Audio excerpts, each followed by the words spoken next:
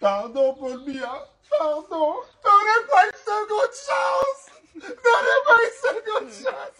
Je veux voir mes enfants grandir. Je veux voir mes enfants grandir. Je vais parler, je ne t'ai pas écouté. Je ne t'ai pas écouté. Je ne vous ai pas compris.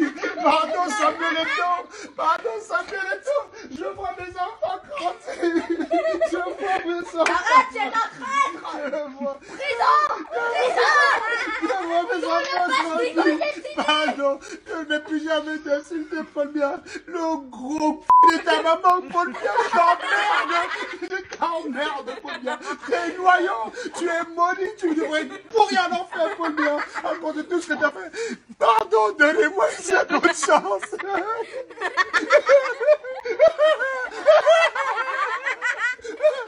Toi, je demande pardon. Je demande pardon à Paul Biya. Paul Biya. Le gros, noir, sale, élève, et ta maman, connard. Je dis, le gros, sale, lisez bien sur ma bouche, regardez la forme de mes lèvres. Le gros, sale, noir, de la mère de Paul Biya. Voilà.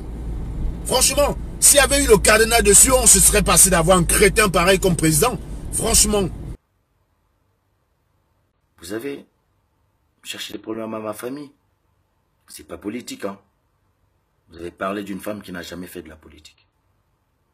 Qui était ma grand-mère, qui était notre grand-mère. Vous avez fait la bête, on va faire le chien. Retournez-vous dans la rue désormais. Moi, j'ai pas peur de rentrer au Cameroun. Renseignez-vous très bien. Et j'ai pas non plus envie de vivre en France. Donc, je m'arrête là pour le moment. Vous allez vous mettre à genoux. Tant que vous ne le faites pas, j'ai pitié de vous.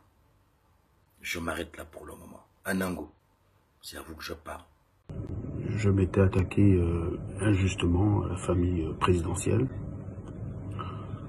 Et je profite par la présente vidéo pour demander pardon à l'ensemble de la famille, particulièrement aux oncles maternels, à la famille maternelle du côté de Koumietetan et à la famille paternelle du président de la République du côté de Mvokmeka.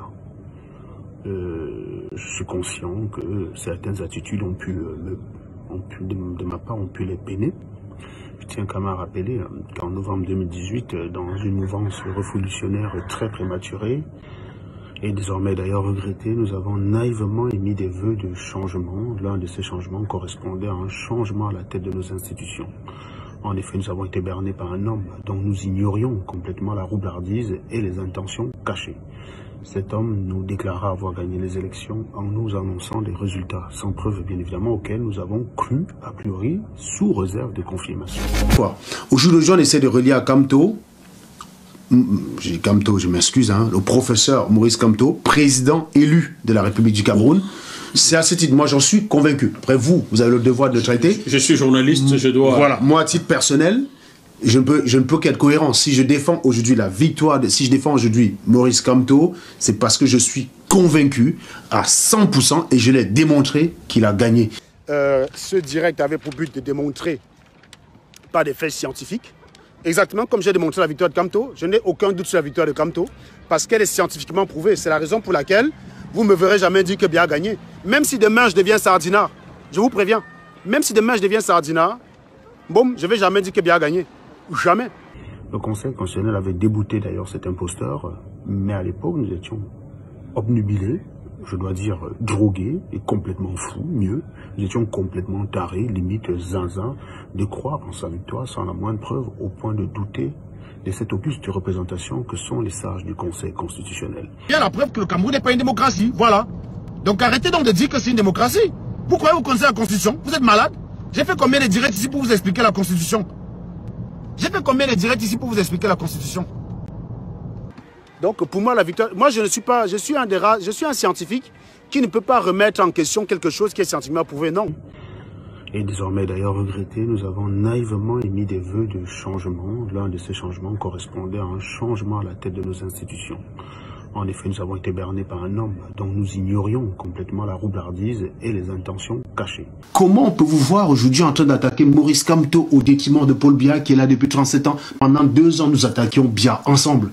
Au moment où il y a un hold-up électoral, il y a une personne neuve qui a un programme, un programme quand même qui peut servir de base de discussion.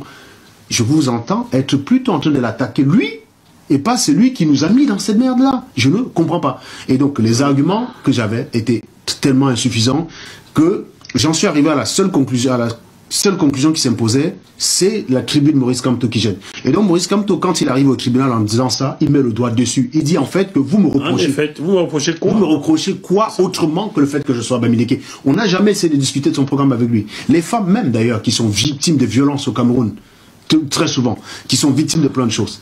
Il en parle dans son programme, il dit comment corriger cela. Les enfants qui sont immigrés, qui sont obligés de fuir l'Afrique, aller mourir en Libye, on en reparlera. Il en parle dans son programme.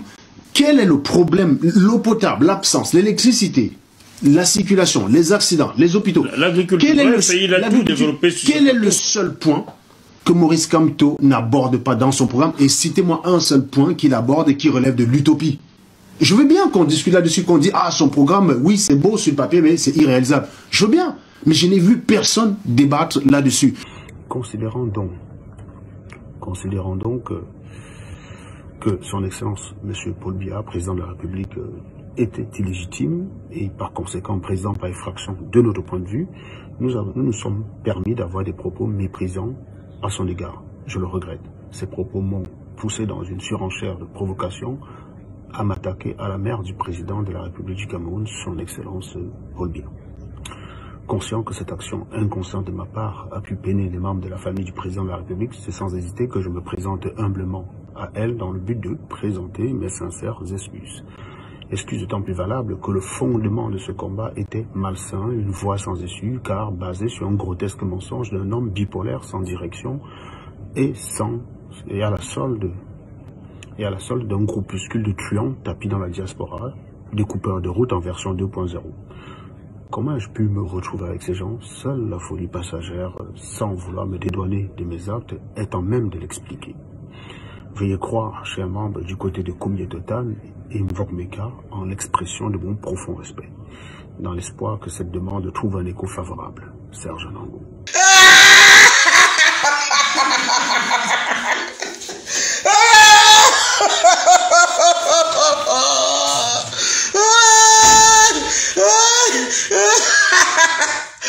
Ils demandent des excuses. Ils disent qu'ils ont été trompés par un roublard aux élections présidentielles. Ils ont manqué du respect à Madame Chantal Biya, à Paul Biya. Ils demandent des excuses. Pardon, Papa Paul Biya, pardonne. Madame Chantal Biya, pardonnez, famille présidentielle.